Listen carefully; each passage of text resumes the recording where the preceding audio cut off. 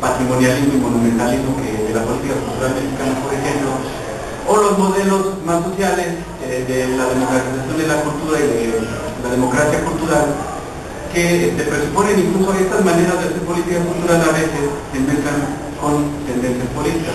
Y claro, a veces incluso en el texto de Acá dice este tipo de política cultural generalmente la hace un partido de derecha, este tipo de política cultural generalmente la hacen los partidos de izquierda. Entonces estamos hablando de que estas acciones generan un matrimonio entre política y cultura, ¿no? Y hoy cada vez más entre política, cultura y economía. Ante estos fenómenos, estas orientaciones de acciones sobre la cultura tienden a desvirtualizarse. Entonces, el ideal de las políticas culturales sería en ese sentido regular un mercado, ¿no? Regular el clientelismo político y evitarlo, o cualquier uso instrumental de la cultura. Por el otro lado, es el fenómeno que hoy, en el contexto de la UNESCO, por ejemplo, habla de que cada vez se debe de desarrollar más la promoción y el fomento de la diversidad cultural y de la creatividad. Regular todo el tipo de tendencias nacionalistas y cada vez más meter a la sociedad civil. Estos que son ideales, en la realidad, a veces cobran un camino distinto. Aun cuando podamos discutir la palabra mercado, mercado del saber, mercado de la cultura, mercado del arte y demás, porque sí lleva varias connotaciones, y pediría que nada más pusiéramos sobre la mesa en este momento una paradoja que con respecto a la gestión de la cultura, el arte y el patrimonio sucede en el marco del mundo contemporáneo, ¿no? A saber que la cultura genera riqueza y es el discurso, pero que es muy difícil que la riqueza genere cultura y no le regrese los valores. Tomamos esta terminología económica, o incluso algunos autores, asumiendo que la riqueza sí le revierte un valor a la cultura, apuntan los riesgos negativos de este fenómeno. No es tan buena, fatal, hay que regularla, porque el mercado por sí mismo genera prácticas depredadoras. O simplemente para asumir que hay una relación entre cultura y economía, habría que ver en cada caso, en cada país, cuál es la inversión en cultura por parte del gobierno, ¿no? Ahí podríamos discutir en el caso mexicano. O cuántas veces la cultura es utilizada como discurso en campañas políticas de las instituciones y de los gobiernos para obtener consensos y presupuestos, y después la cultura pasa en segundo término. O cuántos proyectos presentan a la cultura y tienen que ver más bien con otros intereses. O qué sucede incluso con la promoción de la diversidad cultural y de la creatividad, que a veces incluso se argumenta en los proyectos culturales. Este proyecto tiene que ver con esto y de pronto no sucede. Y por último, pudiéramos preguntar, ¿y cómo es que las instituciones, en base a estas políticas culturales, establecen sus mecanismos de gestión? ¿En qué se basan?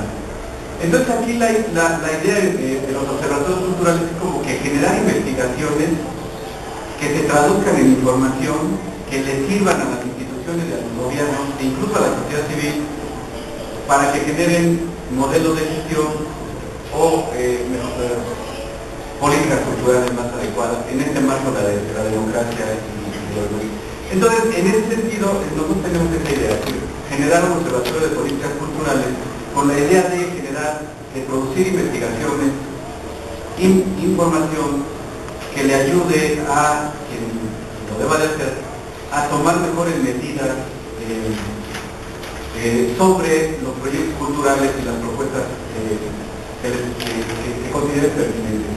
En México tenemos un sistema de información cultural, o al menos así se llama, que está integrado por Conaculta y el INEGI, ¿no? Y hacen este ejercicio. Conaculta de unos años para acá ha generado algunas encuestas, como la encuesta nacional de uso de prácticas de consumo y la encuesta nacional de lectura, y el INEGI por su parte ha generado las estadísticas culturales, la encuesta nacional de uso del tiempo, la encuesta nacional de ingreso-gasto, la encuesta nacional de ocupación y empleo, y entonces conjuntan información y la idea es ponerla pública porque está en la página respectiva de sus páginas web, para que se tomen como referencia y generen indicadores para saber más o menos, hacer como que mapeo de la cultura, cartografías culturales, y sirva de base para implementar mejores políticas o modelos de gestión. Entonces, esta es nuestra idea, esto es lo que nosotros pretendemos en la universidad, realizar un conjunto de investigaciones, bases de datos, vincularse con otras universidades, con otros observatorios y poner a la disposición, en algún sentido, esta información para que las instituciones, empezando por nuestra universidad, en algún sentido, las considere para sus políticas culturales y sus ofertas culturales.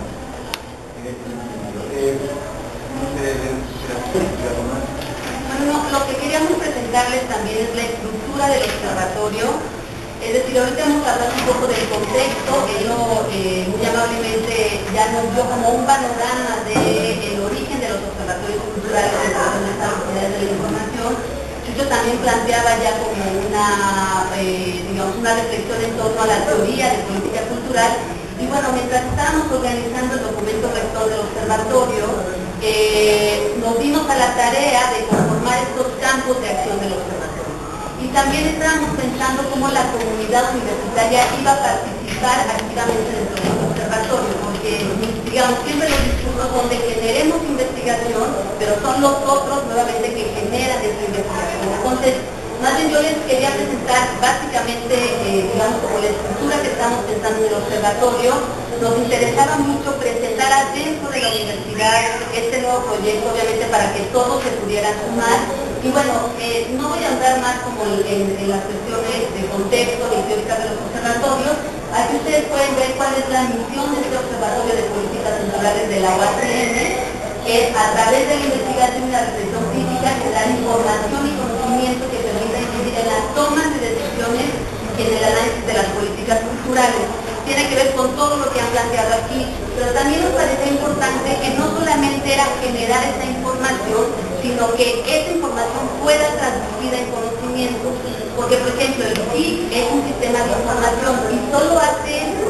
No sabemos que esa información tiene, digamos, un uso eficaz, un uso eficiente para la transformación de las políticas culturales, ¿no?